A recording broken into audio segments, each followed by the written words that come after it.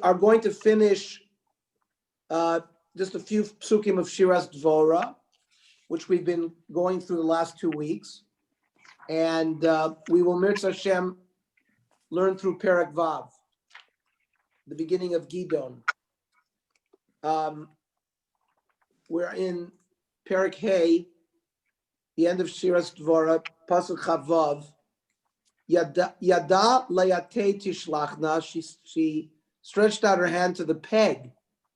Remember, she killed Sisera by taking a tent peg and hammering it with a hammer. V'yimina lahalmut amelim. And that's the hammer.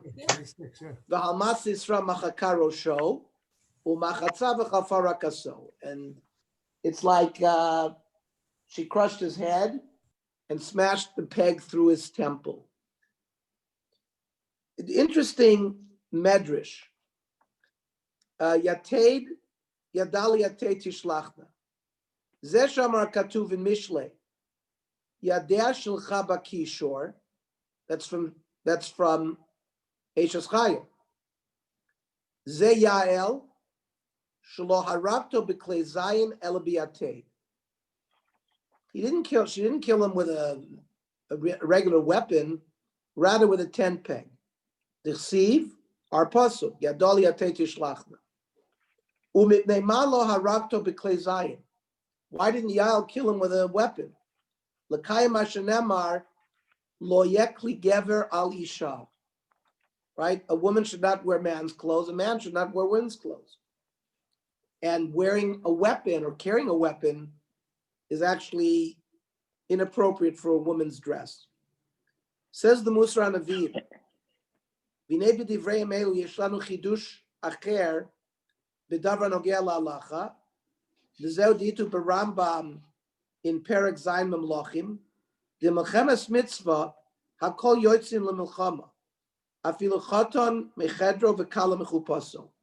By Melchemes mitzvah, everybody goes to fight, including a bridegroom and his bride, even from underneath the chuppah. Minemikan nire, the afshegama isha tzricha latzeit b'melchama, aval hi asur litlabish b'klei zayin. She might have to go to war, but she can't wear military clothing. Sharei b'melchemet Sisra, hayta melchemet mitzvah. This battle against Sisera was a melchemet mitzvah. Sharei hu hayasar tzava miyavin melech Knan. One of the Melchemes Mitzvah was the commandment to wipe out the 7 Canaanite nations. And Sisera was the general for Yavin Melech Knan. So this certainly was a Melchemes Mitzvah. V'od, Sharei Aita b'zeh Israel miyatzar shabalehem. This was, the Jewish people had an oppressor, and they had to get rid of it. Umuvor b'Rambam, Perek Memlochim, de'elu heima melchemes mitzvah. V'kol ze omru kan lo yishtam sheyal b'klei zayin, mishum ha'isr, v'lo yekli gever al isha. So even though we've just pointed out that this melchama was a melchemes mitzvah, not a melchemes reshus, it's not a war that you choose to go out. We'll see David HaMelech in his reign chose to do some battles without Sanhedrin or whatever. And that's not Melchemes Mitzvah, that's a Melchemes Reshus. And the various dinim that apply are different. This was, though, clearly Melchemes Mitzvah. Yet, Yael, as a woman, had to be careful what kind of weapons she carried.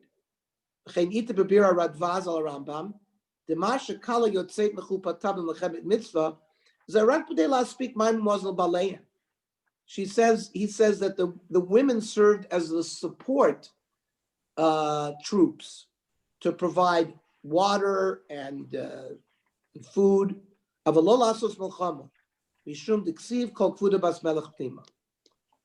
Just an interesting, I'm sure this must be a topic in the Israeli army right now for the women in the IDF, if they're allowed to carry guns or not, or are they allowed to be armed or not? I assume they You see girls walking around with machine guns, with rifles, right? So is that a question of simlas isha, or is it what are you going to call it? Pikuach nefesh, and they have to wear it all the time? That's what I would say. Yep, I would say Even that if probably it has is, pikuach nefesh overrides this din. yeah. That's what you have to say. Ernie, I have Maybe another maybe she didn't have any other weapons, so she just used the tent peg because that was the most lethal weapon she had in her possession. Right, but you see clearly that the Medrash wants to learn a halacha from it. Right, they make a point. Ernie, Otherwise the Medrash wouldn't have commented that way. But what is the halacha? That is the halacha, that normally, men cannot wear women's clothing, women cannot wear men's clothing, and a klei zayin is considered men's clothing. And, but since it's pikuach nefesh, because if you're, let's say, a policewoman, and she's confronting, that's the whole debate, should women be in the front lines? But that's a different story. If we, from a societal situation in Israel, they feel that it's important because for manpower needs, they don't have enough manpower, and there it's certainly a pikuach nefesh situation, that it overrides the lav, because pikuach nefesh overrides all lavim, except the three cardinal sins of murder, avodah zarah, and immorality. So, like what Sidney said, the pikuach nefesh situation must trump this issue. Ernie, I have another question for you. Yes. Where the Torah talks about those who are excused from the army, which includes a newly married husband, one who's built a home, is that dealing with milchemes reshus? Because the Torah is obviously not talking about milchemes reshus when it's talking about the Jewish people having after they left Mitzrayim and the battles that they fought. Those were not milchemes reshus. Those were milchemes mitzvah. Right, but I would say, Bernie, that remember, not everybody went to the milchama. There was you had to be a certain age, and then those between those age groups were called up to war, and then they didn't want people in the army that was going to dishearten the courage of the other soldiers.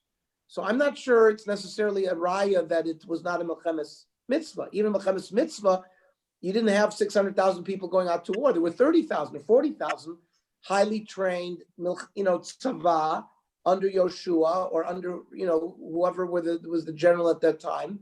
And the Kohen Gadol, he was called the Kohen Meshuach Melchama, would go out and exhort the tzava, what you were saying, that if you have a house to build, but they want, that's even if you're going to go out for a milchemes mitzvah, because that's the standing army. The standing army, they were sent home because they didn't want the courage of the other rachalevav. Yes. If somebody was afraid, they sent them home. Right. Okay. Okay. Bein raglea kara nafal shachav. Between her legs, he bowed and fell. Bein raglea kara nafal. Basher kara sham nafal shadud. And we alluded to the Gemara in Yevamis, where it says, Amr Rav Yochanan Sheva be'ilos bal oso harasha ba'oso hayom, that Yael enticed Sisera with seven episodes of contact to basically tire him out. That was part of her strategy. That's what it says in Yevamis.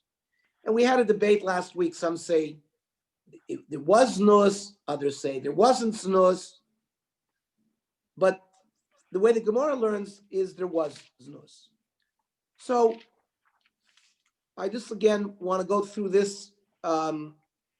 We went through last week, we went through the Medrash as to why sometimes an Aveira Lishma is bigger than even a Mitzvah Shalol Lishma.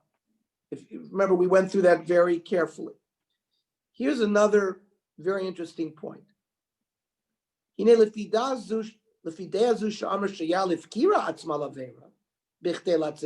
the opinion that Yael did commit immorality with Sisera. The Musar Nevi'im says that this is a sign that because they had to be saved in this way, it's a sign that Klal Yisrael were not on a high madrega. We've been talking all along that Klal Yisrael is not on a high madrega at this time. They're worshiping Avodah Zarah. They're being punished each time. So that even now when they're saved, they're not going to be saved in a glorious manner. It's going to be inglorious. And I'll just say the summary. שבזמן שישראל לא עושים רצונו של מקום, והם הצדיקים במעשיהם וגם תמימים בדרכיהם, אז כשהקדוש ברוך הוא עושה מהם ניסים, הוא עושה את זה גם בדרך שהוא יפה למאוד. When Klal Yisrael are really deserving, even the nace that happens to them is done in a very upstanding manner. היינו שהוא שולח מלאכים שעל ידם יבוא הנס. זהו מידה כנגד מידה, אבל בזמן שאינם מתנהגים בדרכים טובים, אז בעד המעשים הטובים שלהם, הקדוש ברוך הוא עושה להם ניסים, אבל הדרכים המובילים לידי הנס, הם גם כן לא באופן יפה. Even though Hashem is going to send a nace, it's done in a way that's not the best way.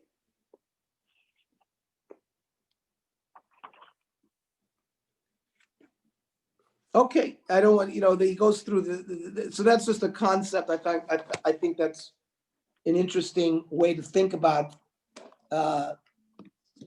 even when you have a nace, the quality of the nace needs to be looked at. The mother of Sisera sits at the window and waits for her son to come home. Why is this chariot delayed? Why were the wheels of his chariots or the hoofbeats, why are they late? Of course, we know that the sighing of Aim Sisera is what we base our Trua and Tkiya for Rosh Hashanah, based on, some say it's a Trua, some say it's a Shvarim. It's all based on the crying of Aim Sisera.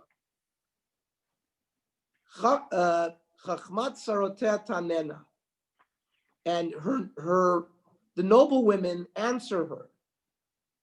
Afhi Tashiv Amar Allah.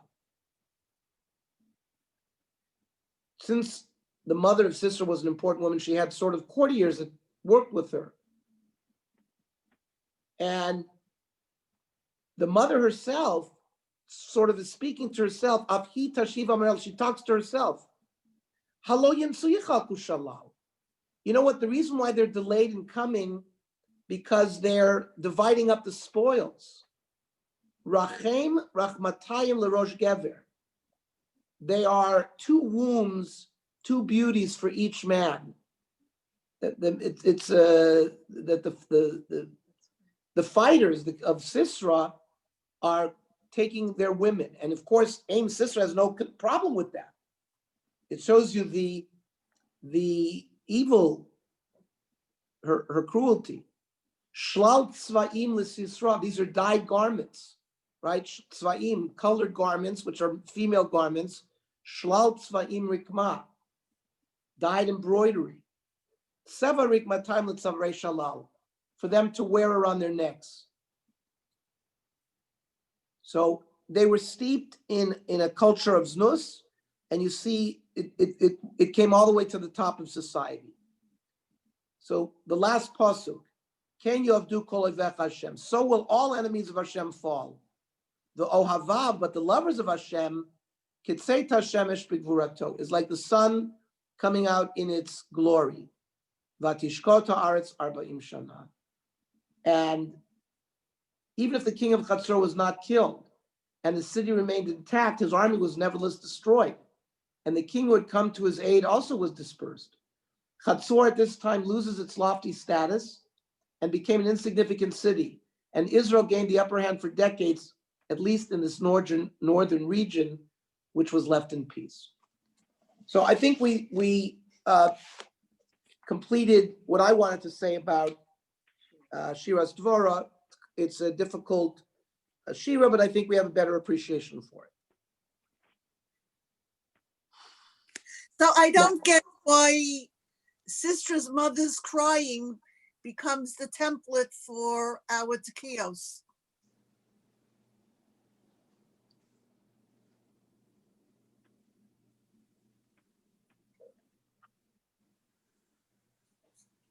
So I don't have the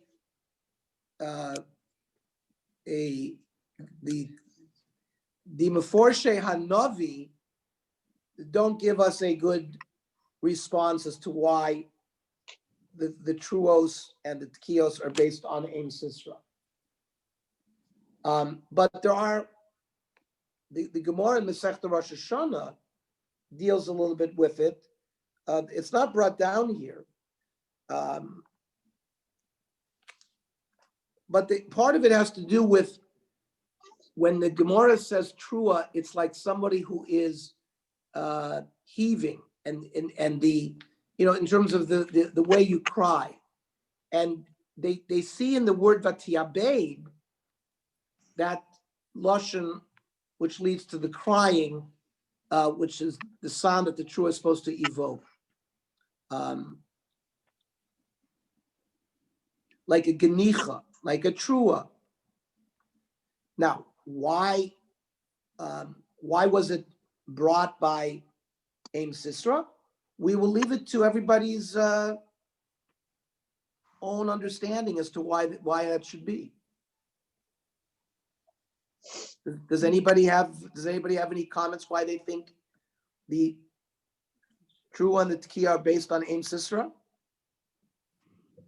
I've heard 50 drushas about it, and I think I forgot them all. But every year I hear Rabbi Krauss speak about it and others. And there's a very strong connection and very big mussar. So the Gemara says like this, Amr Abaya. It says Yom Trua Yelachem. And Unklis Umatargamin and Yom Yevava Yehelacham. So the concept of a Vatyabeib is the Aramaic for Trua.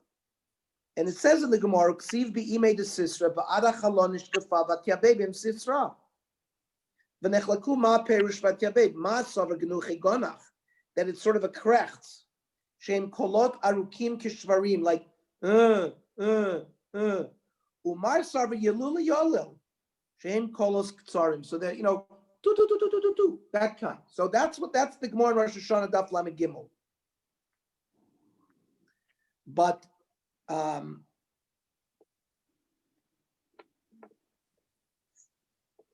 in terms of the why it should be learned from Ein Sisra, again, I don't have an answer for that.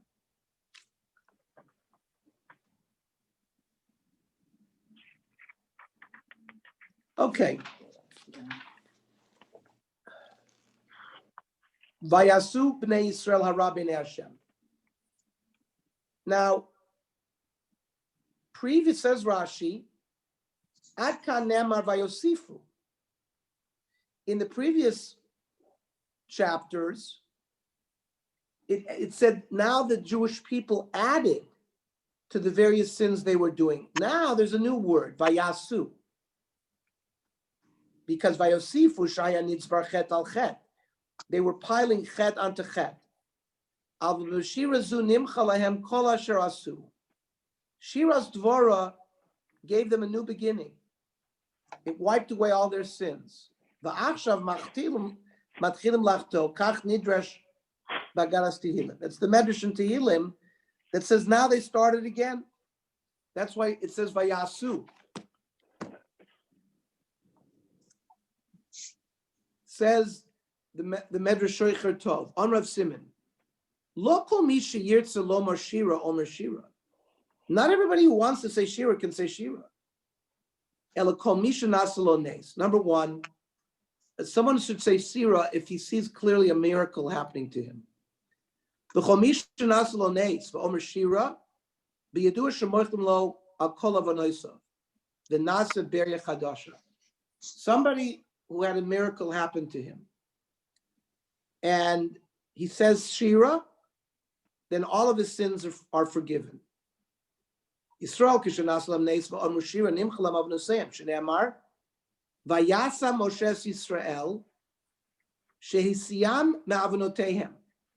That after Shiras Hayam, when Moshe took them away from the Yam Suf, Rabbeinu Chazal Darshan that he took them away from all their old sins. V'chein atamotze b'dvora ubarak shenaseh lehem neis v'amru shira. Uminayin shenimchalu avnoseim. How do you know that their sins were forgiven? Rav Evo b'shem Rav Abba b'chol makom hu oimer. Throughout Shoftim it says vayosifu bnei Yisrael lasot hara, that they continue to make bad. V'kan ksiv vayasu bnei Yisrael tchilas asiyah. Right? Mochalem HaKadosh Baruch Hu ma'ashasu l'shavar. V'chein ata motzeh b'David shenaso lo neis v'amar shira. U'minayin shenimchalu kol avonosav d'chsiv basar hachi ve'ela divrei David ha'achronim ve'eichan heim harishonim ela malamid shemachal HaKadosh Baruch Hu. So everyone has his. The Musar Nevi'im says just like a non-Kohen is not the appropriate person to offer an avoda. So Shira is also an avoda elyona, and it's only roy for somebody misha zacha shenaso nes. It's got to be, so if somebody who had a nes happen to him, then he's the appropriate person to say Shira. Ernie, but learning Parshas Vayelech, you know that just writing a Sefer Torah, the mitzvah of Shira. Shira's, if you just learn the Sefer Torah, something from the Torah, you're mekayim the mitzvah of Shira. Well, when it says Kisvu lachem es Ashira hazos, Right. so it's right before Parshas Hazinu. So the din is you're supposed to write Parshas Hazinu, but you can't write a parsha on its own. So the din of writing of Ksiva Sefer Torah comes because of the mitzvah to write this shira. And the shira has to be written in an appropriate Sefer Torah. So that's why we have the mitzvah of Ksiva Sefer Torah. Yeah, but the word shira basically applies to the Torah, right? Kisvus Ashira Zos. So right, but there are 10. Learning Torah is like writing a Torah, as we know. That those people are mekayim the mitzvah by funding others who are involved as sofrim in writing a Sefer Torah. Right, but you can't. But remember, even within the Sefer Torah, we have sections that are clearly called Shira. We have Shira Sayam, you have Shira Sabe'er in Parshas Chukas, and you have Shira Sazinu. Right, the other segments. Homiletically, it's called all of Torah is like a shira, but there are also 10 defined shiros throughout Tanakh, and shira shirim is Kodesh Kadoshim. You have shiras David, and you have shiras Dvorah, and there's other shirim. But what's meant here, like for example, it says Chizkiah Melech could have been Mashiach, but he didn't say shira, so he was not zocha to become the Mashiach. A miracle happened to him, he didn't say Shira. So you see, there is a concept of saying Shira when a nace happens, which is separate from what Bernie is describing, that, the Sefer Torah is Begeder Shira. I'm just trying to give a wide lens, so to speak. Anybody involved in learning Torah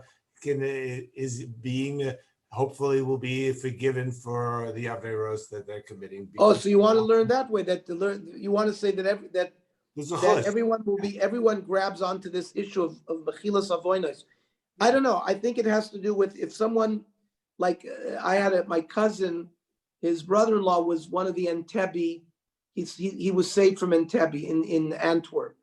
So there, the Rabbitzical, the Chassidic Rebbe there told him every year he has to have a Suda Sodah on the anniversary, and he has to say something new, and he has to make a Suda. It's Begeder Hodah, and Begeder, and here we're talking about singing Shira. If a nace happens to you, you better, you are roy to sing Shira, you should say Shira. In that situation, Mechilas Avonos. But whether or not when we learn Torah, and the Chazal that say that Torah is Begeder Shira, whether we get Mechilas Avonos, then I don't know if we can say. Okay, to that extent. that's an idea. But it's a nice idea. So they did that. Vayitnem Hashem b'yad Midyan sheva shanim. And now Midyan is the new oppressor of Klal Yisrael. Vataz yad Midyan al Yisrael. And the hand of Midyan got stronger. B'nei Midyan asuleh b'nei Yisrael et haminarot asher beharim. The Jewish people had to live in tunnels to escape the oppression of Midyan. Vet hamarot, into caves, vet hamitzadot, and fortresses. So because v'hayayim zara Yisrael, if the Jewish people planted their seed, Allah Midyan v'Amalek v'Nekedem v'Alu Allah. So this was clearly commercial oppression. Midyan, Amalek, and the other tribes of the east came to loot and take the crops that Klal Yisrael were planting. Vayachanu aleim, they would camp on them. Vayashchitu et yivul haaretz. They made mincemeat of what's growing on the ground, ad boacha Aza, all the way until Aza, which of course is on the coast. They didn't allow any kind of nourishment, v'sev, ashor, v'chamor, or sheep, oxen. Kihem umiknehem yalu v'olehem uvokdei arbel arov. They came like locusts with their camels. And like locusts cleaning out a land, that's what Midyan and their associates tried to do as well. Vayida Yisrael ma'od b'nei Midyan. The Jewish people became impoverished.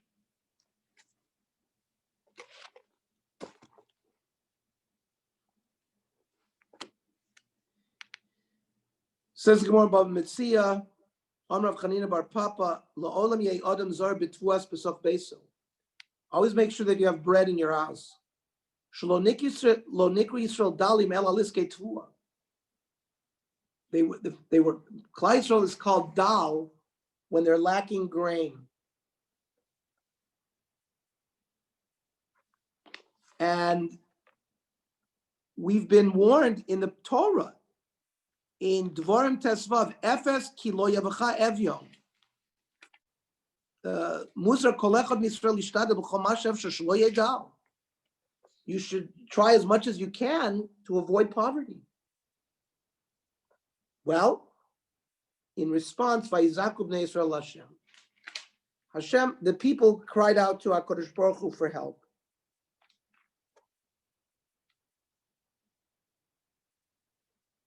Vayiki zakuv b'nei Yisrael Hashem alodot Midyan. It came to pass when they cried out. Vayishlach Hashem ish Navi el b'nei Yisrael. Says Rashi, Zeh Navi hu Pinchas, the Seder Olam. Pinchas, he's the Navi. Vayomer lahem ko amar Hashem Elokei Yisrael. Anochi aleiti etchem miMitzrayim. I brought you up from Mitzrayim, v'otzi etchem mibeit avadim. V'atzil etchem miyad Mitzrayim, miyad kol ochatzeichem. And I took you away from Mitzrayim and their oppression. V'agarish otam mipneichem. V'atnalachem et artzam. And I also brought you into this land. And I chased away all the enemies here. And I gave them your land. I gave you their land. And if you remember in Parsha Shoftim, both Yoshua warned them, and in Parsha Shoftim there was already a Navi who came and warned them that they were doing bad. Lo tiru et Elohei ha'Emori. Do not worship the gods of the Amorites. Asher atem yoshvim b'artzam v'lo shmatem b'koli, but you didn't listen.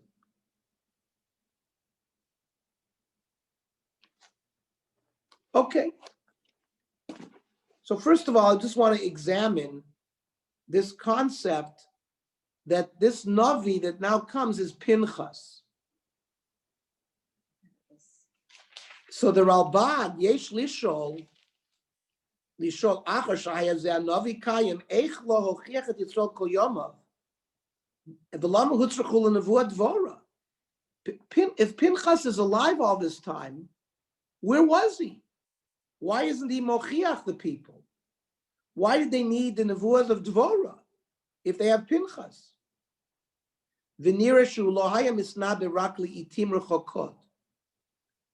Number one, he wasn't prophesying all the time. A Navi, remember Moshe Rabbeinu, for 38 years lost his nevuah. In the 38 years that they were wandering the desert, Moshe Rabbeinu didn't have nevuah. And then we say later on it came back to him. So a Navi has periods where he is a Navi and sometimes he's not a Navi. That's number one, says the Musar Nevi'im. Then he says, V'lo haya manig et ha'am. Pinchas had a different mission. He was not the manig. Dvorah was the manig, not Pinchas. V'lachen hutzrach kan limnot et Gidon al ma'asem lechavos Midyan. In fact, very soon we're going to hear about the appointment of Gidon. It's not Pinchas. Ve'efshar ki kamosha haya Eliyahu pam niro pam ne'elam. Now, Eliyahu Navi, remember, Chazal tell us who Pinchas, who Eliyahu. Pinchas becomes Eliyahu Navi, is one and the same. And sometimes Eliyahu is seen, and sometimes he's not seen. So maybe Kachayanyan de Pinchas. Not only that, Pinchas didn't serve as the Kohen Gadol his whole lifetime. Shimshu Banav Doris Rabbi Machrav.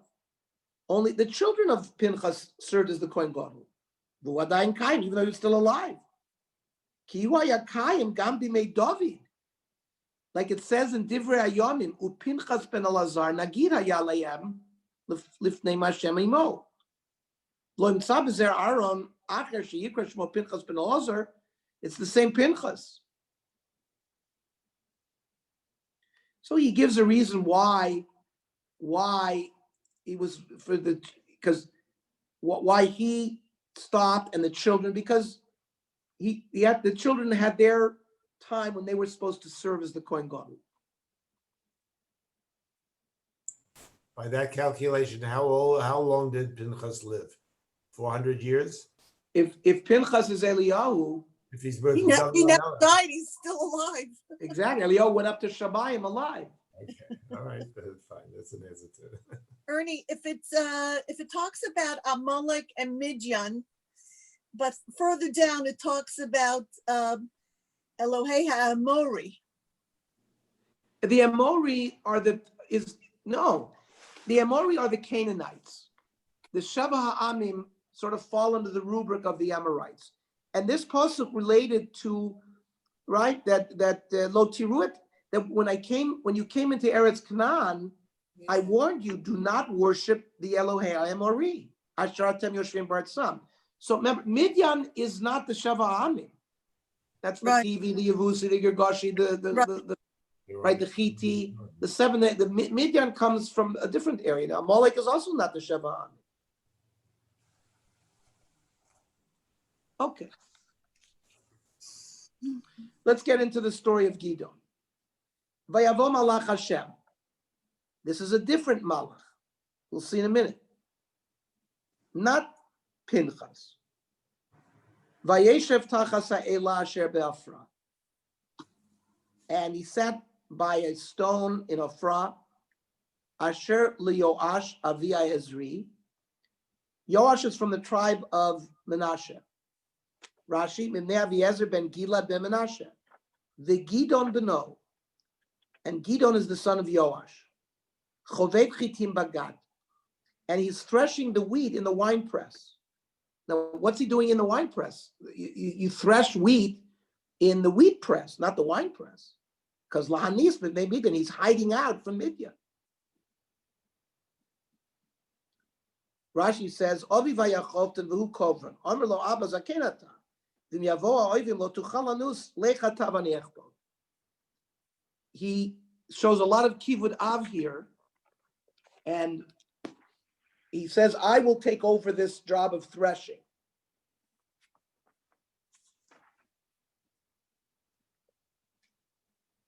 And eventually the Medrash says, this Malach says, Kiyamta mitzvah kibud av, roy atashi galu bni al yadecha. For such a simple act, Gidon is chosen to be the next shofet. This is the big Musar Haskel. Says the Musar Navi, Zeh mishum de bekovid aim of the aim nemar laman yarichun yamecha laman yitav l'chal adamar she'Hashem lekachonoti lach u'b'nei sheba'ota sha'a harei chaser haya lahem chayim shel tova be'eretz Yisrael. There was no chayim toivim there. Ki hayin l'chotzim me'ol shel midyan lachen zachar shu yigal otam me'ol hazeh v'yiru chayim shel tova bar. So he connects the laman yarichu yamecha ala adama laman yitav l'cha. So he wants to say that it's for the Maisa of Kibbud Av that led to one of the reasons why Gidon was appointed. Pasuk Yud Beis. This Malach is like we're going to see, is like the Malachim who come to Avram, or the Malachim who came to Lot, or the Malachim, we're going to see, where's my, I'll go back to that. So this malach, he doesn't know yet it's a malach. He thinks it's a person.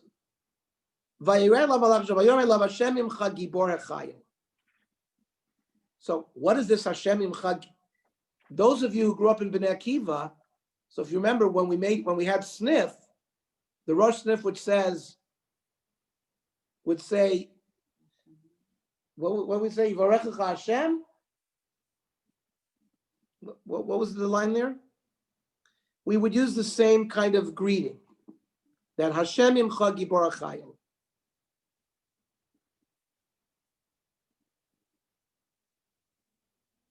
And we see this by Boaz as well. Shona Rabbeinu, his kinu shei Adam Shol. This is in Brachas Samit Gimel. Shona Rabbeinu, his kinu shei Adam Shol Shalom Chaver B'Shem.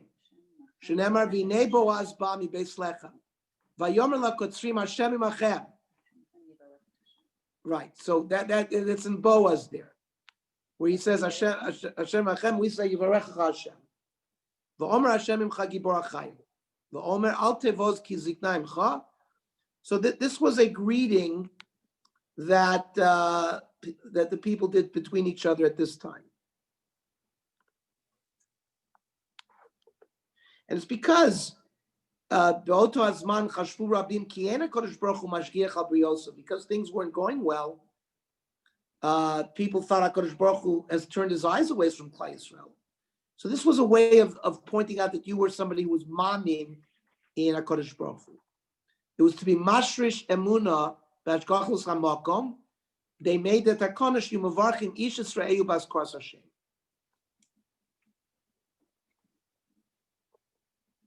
So the question is, says the Musar Nevi'im, how come when we greet each other, we don't say Yivarechecha Hashem, Hashem Imcha Gibor HaChayil? Why did this go out of fashion?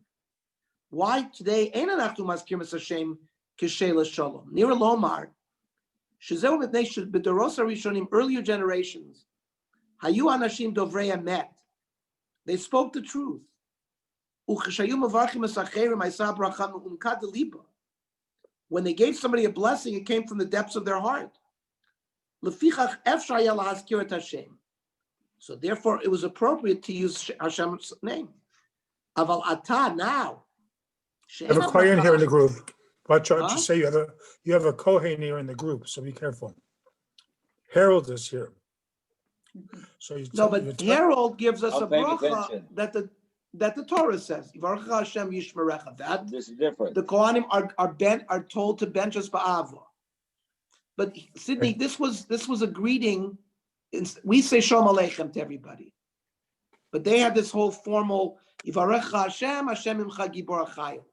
Musar Navim is asking why did this stop? So it says we're not as as emistic of people.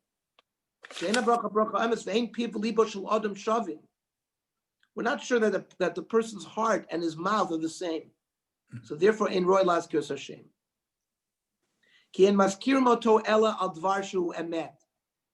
If you're gonna use Hashem's name, it's got to be an emistik of bracha.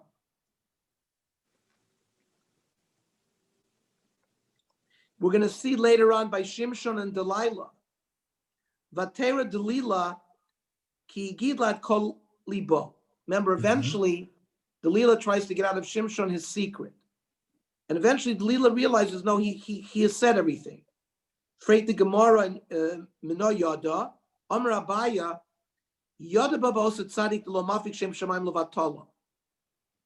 He wouldn't just use Shem Hashem, Kivan de Omar, Nizir Elokim Ani, Amr Hashta Vade Kushtaka. So that was a simran to Delilah that he's now speaking the truth. So we see when people invoke the name of Hashem, they were speaking truth.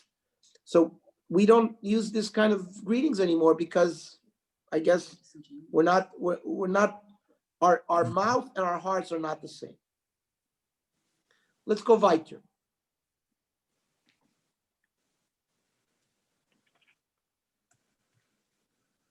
So Vayomer Elav Gidon. So Gidon says to the Malach, Biadoni, Yesh Hashem imanu?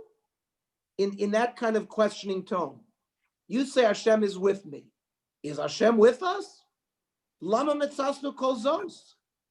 Why are we afflicted with everything we're afflicted? Vayei kol niflosa.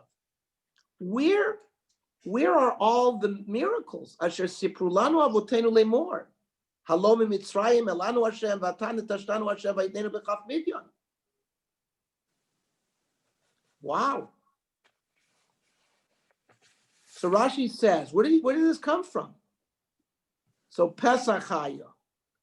Chazal tell us that this was Pesach time. And last night, Omelo Emesh Shikrani Abba Sahalel.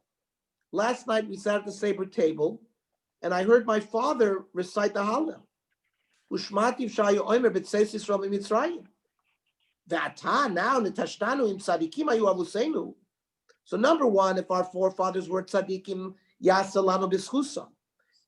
Please help us because of their schus. The im rishoyim hayu, and if our forefathers were shoyim, so kishem shasalehem niflo tavchinam. Well, if they were rishoyim and yet you did wonders for them for no reason, ken yasalanu the ayekon niflosa. So Gidon shows it wisdom and insight, and also a lot of azus to be able to stand up and say this against HaKadosh Baruch Hu. Says the Yalkut Shimoni, Amar Yehuda Bar Shalom, Leil Pesach Chaya Osa Alayla, She'amar Lo Vayei Kol Niflosav, Heichanem Apelim, She'asalik Yilov Zeh B'Layla Zeh, V'yika B'chorem, so he killed the B'chorim, V'otzim Misham Yisrael Smechin, they went out happy. Here's the important sentence. Kivan Shalomad Sanegori Al Yisrael, he was like a defense attorney for Klal Yisrael. Amar HaKadosh Baruch Hu, Dinu she'egleni b'kvodi alav. I am going to reveal my covenant on this person. Shenamar vayifen elav vayomer lo lech b'kochach hazeh. Amar HaKadosh Baruch Hu, yesh b'cha koach l'lamet sanegor Yisrael. You have the power to defend Klal Yisrael. B'schutcha heim nigalim. I'm going to redeem them because of your schus. Shenemar v'hoshata et Yisrael. You are going to be Moshe of them. So if you're like the Chassidish Rebbe, Rav Levi Yitzchak Miberditchev, the last 200 years would always find a reason to defend Klal Yisrael. Whatever was going on, he would give an eitzah. They're oppressed, they're being persecuted. So we see Gidon is a forerunner of Rav Levi Yitzchak. So immediately after Gidon said that Vayifen elav Hashem, so Hashem turned to him. We'll see. It's HaKadosh Baruch Hu ba'atzmo, not the Malach. Lech bekochach hazeh, go with that koach. V'oshata et Yisrael mikaf Midyan, and save Klal Yisrael from Midyan. Halosh lachticha, I'm sending you. Vayomer elav bi Adonai. So Gidon is talking to the Malach. He's still not sure what's going on here, or to Hashem. B'ma oshet Yisrael. How am I going to save Israel? Hine alfi adal b'Menashe. Menashe is a very small shevet. I'm from the smallest of the families. V'anochi atzeir b'veit avi. So he's saying, I'm not Roy. Vayomer lav Hashem ki ayeh imach, v'hikita et Midian ki ish echad, and you will smite Midian as one person. Vayomer elav, Gidon says, Im na matzati chen beinach, if I found favor in your eyes, asita li ot, do for me a sign, she'ata medaberi mi, that it is you, Hashem, that's speaking to me. Al na tamush mizad bo'ei elecha. Don't move until I come out. I'm going to offer a mincha. So the Malach said, I will wait for you. Anyways, who does this sound like? This debate between Gidon and HaKadosh Baruch Hu, does this sound reminiscent to anybody? Like Moshe. Like, well, Chazal said like Moshe Rabbeinu. Okay. Meaning, at the burning bush, Yes. Hashem says to Moshe, let me send you. He says, no, who am I to send?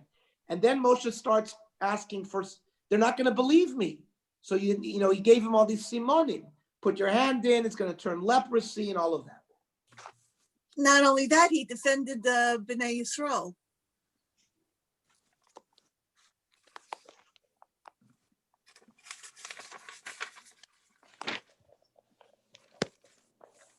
But Bernie's right, because he's also, like when he says I'm the youngest, David was the youngest in his family. Yeah, but we'll see over there that David goes. David, we'll see over there. David is the youngest, and they try to chase him away, but he doesn't have a dialogue. He doesn't have the same kind of dialogue. This seems to be a very similar dialogue that's going on. Yeah, like with Hashem. Right. So then he goes like this. V'Gidon ba. So Gidon said, "Wait, I want to offer a korban." Vayaskedi izim. He brought a goat. Veifat kemach matzot and a mincha of matzah. V'basor sham basal. V'amarak sham bapor. He put soup. Vayotzei lav tachat ha'elav vayigash. And he offered it by the rock. Vayomer elav malach halokim. This malach says, "Kach et habasar v'et hamatzot." Just put the meat and the matzah v'hanach lasel alas, put it on the stone. V'tamarak shvoch, I don't need the soup. Vayaske. V'ishlach malach Hashem et tzeh mishenet asher b'yado. I guess the malach was holding on to some kind of cane. V'yigab b'basar matzot. He touched the meat. V'tala eish min hatzur, fire flew up. V'tochal et habasar v'et hamatzot. Malach Hashem alach meinav. And the malach disappeared. In Chazal tell us he went up into the fire. Where else did this happen? Later on by Manoach, the father of Shimshon. They also have a malach meet them. And the same story happens there where he goes up. Now, Gidon finally realizes that he's been dealing with a malach Hashem. Vayar Gidon ki malach Hashemu. Vayomer Gidon aha ad Hashem Elokim. He's afraid that he's not going to stay alive because he has come into contact with such a holy being. Vayomer lo Hashem shalom lecha al tira. You shall be at peace, lo tamut. Vayiven sham Gidon mizbech l'Hashem, vayikra lo Hashem shalom. The name of the Mizbech is Hashem Shalom. Ada Yom Hazeh, Odenu be'ofrat Avia Ezri. So, the Gemara in Shabbos Daf Yud, Omer of Amnuna Mishmei De'ula, Osru lo Adam Shiyitein Shalom lechaver b'beis hamerchatz. If you're undressed and you're in a bathhouse with your friend, you can't say Shalom Aleichem. Yishum shenemar, Vayikra lo Hashem Shalom. One of the names of Hashem is Shalom. Hainu, Sheshmal Shal Kadosh Baruch Hu Shalom. V'imkein en roy la'askir Hashem hazeh b'veit hamerchatz. V'ha'inyan masha Kadosh Baruch Hu nekra b'shem Shalom. This concept that one of the names of Hashem is Shalom. Zehu mishum sheba'adam ba'atzmo ein bo Shalom. A human being is by himself a contradictory. He's made of flesh, but he has neshama. He's got ruach and guf in one thing. He has forces one against the other.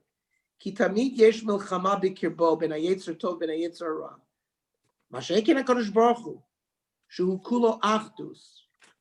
V'hu b'mahuto etzem shel shalom. That's the shalom. I wouldn't say the word peace. I would use the word harmony. Harmony. Hashem is able to Shema Yisrael, Hashem Elokeinu Hashem Echad. The unity of Hashem, He puts the past, present, and future as one. Kashem shemavarchim al hatov, kach mavarchim al hara. Hashem is a unity. Really, it's all good. We don't see it right now that it's all good. That even the bad is good. Like when somebody has gangrene of their leg and he needs to have an amputation of his leg. It saves his life. It's a bad thing, but ultimately it's a good thing. V'chein midoso shel HaKadosh Baruch Hu, she'em gam kein shalom, v'zeu kamo de'isa b'sforno, Shmos Gimel Yudalad, Eyeh asher eyeh, right? At the burning bush, Hashem says, "Who am I?" Eyeh asher eyeh. Hahoveh tamid al inyan echad mitzad atzmo. Means it's all present, future, past. It's all present. ומזה יתחייב שיהיה במציאות ישנה כל הפסד שהוא נגד למציאות, כמו שאמרו, כי לא אכפת מות המת. He wants everyone to live. ומזה יתחייב שאוהב משפט וצדקה, אשר לא מצוב ישנה העול ואחזור את הדם. Anyways, וכן העניין של שלום הוא שיבוא, הוא שישנה כל דבר שהוא מביא, אי שלום. Person should take anything that leads to lack of peace. ומלוכה בעולם. Ernie, what's the talk of the soup? Like, where does the soup fit in here? No, because I think they wanted to show that meat and matzah are offered as a korban, but not soup. Remember, he thought it was a human being. So then the Malach says, no, just put the meat and the matzah on the stone. That's going to be accepted as a mamish korban. The soup, I'm not a human being. Gidon thought he was a human being, like when Avram served the malachim that came to him. I thought maybe it has something to do with chametz. I just want to conclude with a few passages from Rabbi Hattin, summarizing somewhat. So we are now embarking upon a new section of the book. The first chapter of Shoftim was introductory, summarizing some of the tribe's early triumphs in dislodging the Canaanites. The second chapter introduced with the visit also of a mysterious malach who warned them and the people's resultant tears, the recurring and wretched cycle of the book, disloyalty to God's Torah, foreign oppression, pained outcry, appointment of a saving judge, brief respite of stability and disloyalty to God's Torah once again. With the third chapter, the saga of the judges begin in earnest. Otniel, Ehud, Shamgar, and Dvorah unfolded seamlessly. Finally, Dvorah's triumphant hymn. With the appearance of the mysterious divine messenger in our chapter, introducing the career of the judge Gidon, a new and more uncertain era begins. The moral caliber of these leaders will be noticeably less impressive than that of their forebears, mirroring the declining moral spirit of the people of Israel themselves. Again, the book of Shoftim unfolds against the backdrop of a tribal versus a national organization. The tribes of Israel, each one assigned its own specific territory by Yoshua, often acted according to their own narrow self-interest. Rarely did they all come together to advance any sort of national agenda. And therefore, the judges were often no more than regional leaders, and their battles were never waged on behalf of the whole nation. And though the book often speaks of Israel being oppressed, it's really only certain tribes that suffered the brunt of the enemy's tyranny. For example, now we're talking about the more northern reaches of the country, the hills of Menashe, the sloping lands of Asher, Zvulun, Naphtali, bordering Emek Israel, which we all know very well, Malei Gilboa, Kibbutz Shluchot, Tirat Tzvi. This was a very important, this valley was a international route. All commerce or armies passing from Egypt to Damascus or to Mesopotamia traversed this valley. And therefore, the book of Judges we're going to see involves this central area oftentimes constantly.